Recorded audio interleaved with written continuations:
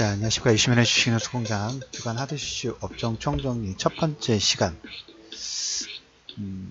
다소 엉뚱한 내용이긴 할 수도 있겠지만은 이런 내용 자체가 어떤 경기 지표라든지 매크로라든지 투자 심리 부분들이 일부 영향을 주기 때문에 일단 체크 차원에서 첫 번째 시간으로 말씀드릴 부분들은 예전에 주간 총정리 부분에도 한번 정리를 했고 자주 정정 드렸던 얘기 중에 하나입니다.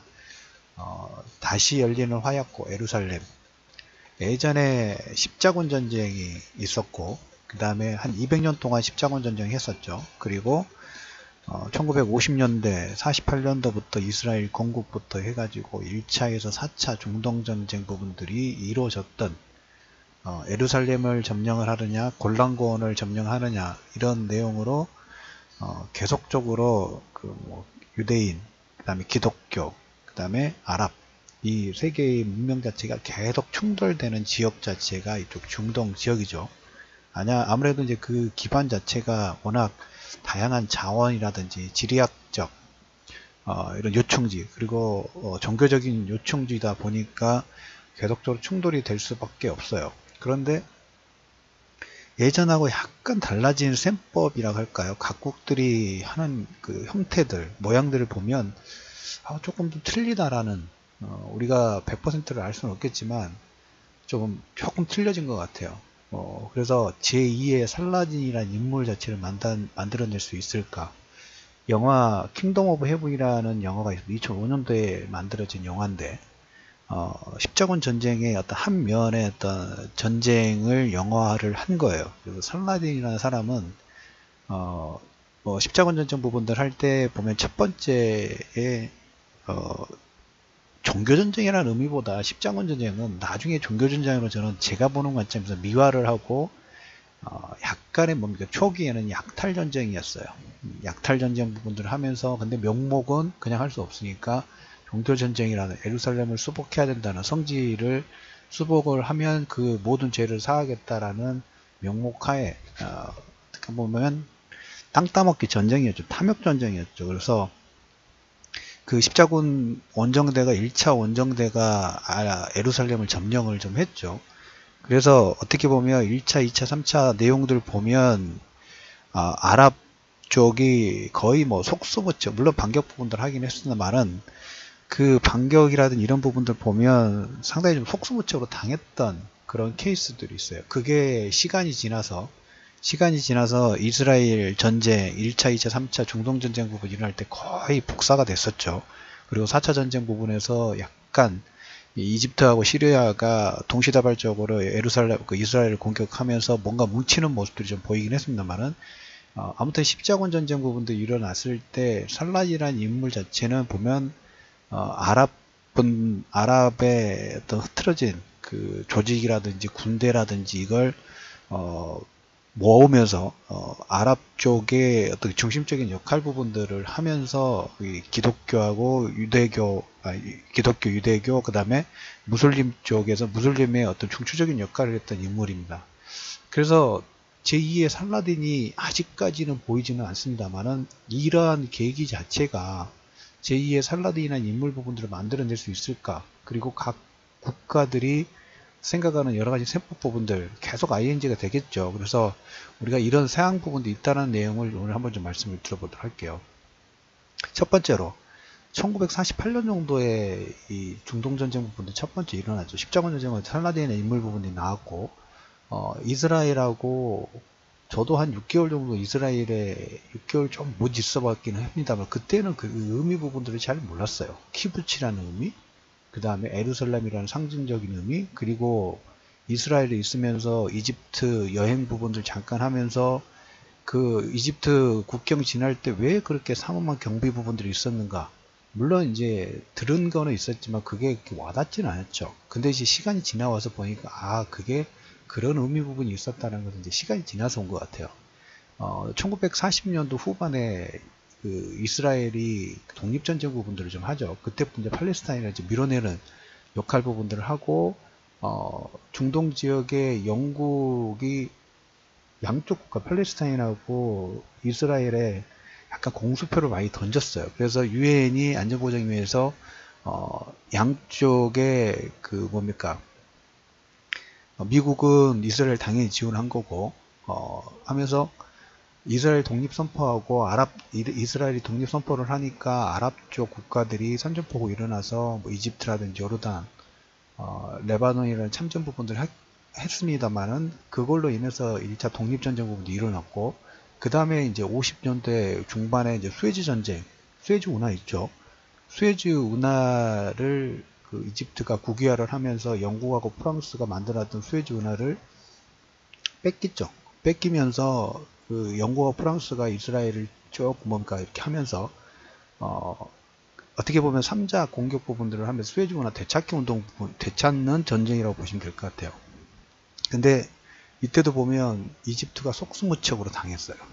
속수무책으로 당하면서 그 이스라엘 끝에 있고 이집트하고 가운데 시나이 반도라고 있는데 그 상당히 광활한 전략적 요충지인데 그 끝에 그러니까 시나이 반도 끝에 있는 이집트의 수에즈 운하를 단숨에 뺏겼던 물론 휴전 협상하면서 다시 이 즉각 철수 부분들 하긴 했습니다만은 아무튼 그걸로 인해서 진행이 좀 됐고 3차 중동전쟁도 보면 3차, 4차 3차 같은 경우는 6.1 전쟁이에요.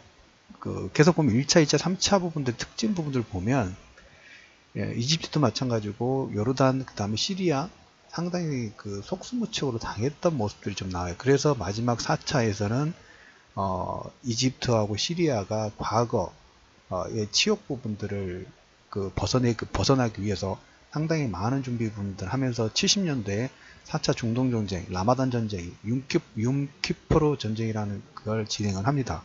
그래서 뺏겼던 예전에 한번 당했던 수에즈 전선하고 그 다음에 시리아 쪽에 있는 골란구원이 있어요. 저는 그 골란구원 의미는 이제 보니까 이제 생각이 다시 납니다. 골란구원 그냥 하나의 그냥 산일 뿐인데 그 전략 요충지가 상당히 좀 중요했던 그런 자리입니다. 근데 처음에 이스라엘은 계획대로 진행이 되고 있는 그런 느낌 부분이 상당히 강해요. 1940년대, 48년도에 건국 부분들 진행하면서 그때 대통령이 어떻게 보면 가이드라인을 정해놨습니다. 예루살렘 수복해야 되고 그 다음에 시나이 반도 쪽, 그 다음에 저쪽 뭡니까 골란고원 쪽. 왜? 이런 그 전략 요충지가 없이는 뭐 텔아비브가 현재 수도이긴 합니다만 예루살렘하고 뭐 거의 국가 자체가 그냥 우리가 서울 개성하고 서울이 상당히 가깝지 않습니까? 그 정도 거리 조금 더 예전에 영토 확장 부분도 좀 했기 때문에 거리가 넓기는 합니다만은 이쪽 요르단, 그 다음에 시리아, 그 다음에 저쪽 레바논, 밑에 이집트, 뭐 그 뒤에는 이란, 이라크의 거리상으로도 그렇게 보이지가 않아요. 그래서 어떻게 보면 이렇게 전략적 요충지 부분들 하나씩 계속 확보하는 부분들 중 하고 거기서 초기에 설정해놨던 목표 지역이 어디냐면 예루살렘의 완벽한 수복이에요. 이걸로 인해서 지금 어떻게 보면 십자군 전쟁도 마찬가지고 그 다음에 1차부터 4차까지 중동전쟁 부분들 하면서 이스라엘은 원하는 뭐 골란고원을 회복한다든가 아니면 아까 그 수에즈 운하의 시나이 반도에 한번 전격적으로 진격해가지고 뺏었다가 평화협상에 다시 주긴 했습니다만은 이런 전략적인 부분들 그리고 예루살렘의 요충지 그리고 올해가 보면 이스라엘의 건국 70주년이 됩니다. 그래서 어제 그제 주 후반에 나왔던 내용 중에 하나가 지난번 트럼프가 예루살렘의 대사관을 다시 움직이겠다라는 걸로 이래서 한번 화들짝 놀래가지고 상당히 시끄러웠죠. 시끄러웠는데 그 기간을 또 다시 뭐 진행 상황 부분도 계속 좀 봐야 되긴 하겠습니다는 5월달 70주년에 맞춰서 이전 부분들을 진행하겠다 인정을 하는 거죠. 완벽하게 처음에 1948년도에 건국을 진행을 하면서 1차 전쟁 부분들이하고 2차 전쟁 부분이 진행을 하면서 이스라엘이 원했던 이스라엘의 모습에 지금 거의 근접해가는 계획대로 시간을 두고 계획적으로 진행하고 있는 모습이 있어요. 그 마지막 퍼즐 중에 하나가 이제 예루살렘입니다. 그래서 이제 이 계속적으로 당하고 뭔가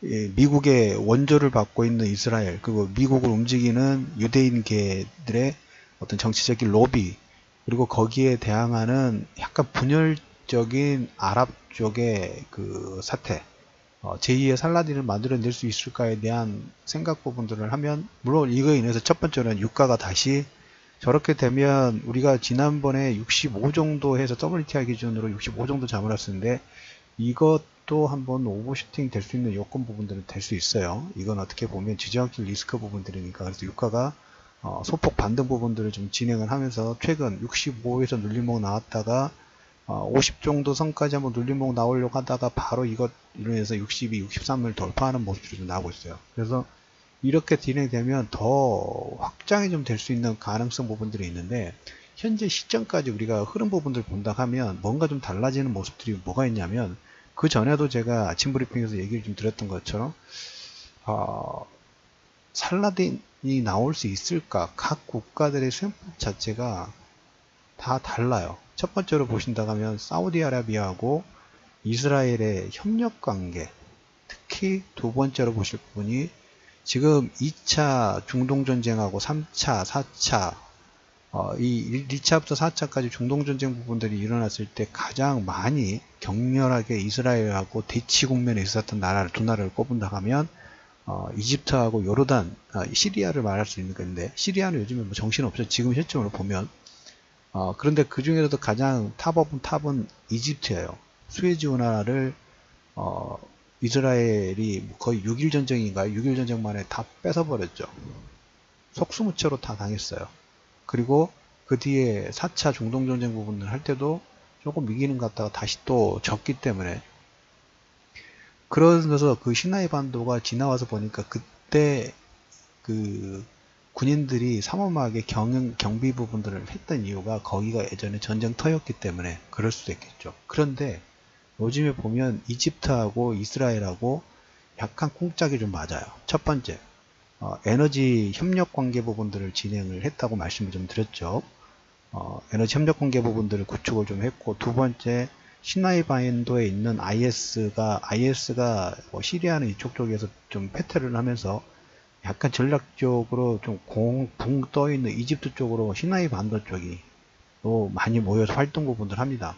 그래서 그 IS 격퇴를 위해서 이스라엘 뭐 공군기가 출동을 해가지고 시나이 반도에서 한 100여 차례 공격적 부분을 했는데 이집트가 이걸 용인을 했어요. 예전 같으면 있을 수 없는 일이죠. 근데 공통의 적이라고 하는 IS 부분들을 소탕하기 위해서 그런 자기 나라의 영토에 들어와서 군사적 행동하는 부분들까지 일단 용인을 하고, 그 다음에 가스 협력이라는 이런 부분도 진행하는 모습이 예전하고 완전히 틀려졌죠. 이게 첫 번째고, 두 번째, 사우디아라비아하고 예전에 이제 이스라엘하고 그 군사 협정 부분에서 특히 정보 교환 관련된 부분들을 은밀하게 진행했다는 얘기를 좀 드렸어요. 그 부분 두 번째, 그리고 세 번째로 러시아하고 사우디아라비아하고 상당히 지금 공짝이 잘 맞아요. 이런 수순 자체가 보면, 그리고 사우디아라비아 순위파 대장인 사우디아라비아가 어떤 전략적인 부분에서 여러 가지 지금 진행 부분도 좀 하고 있죠.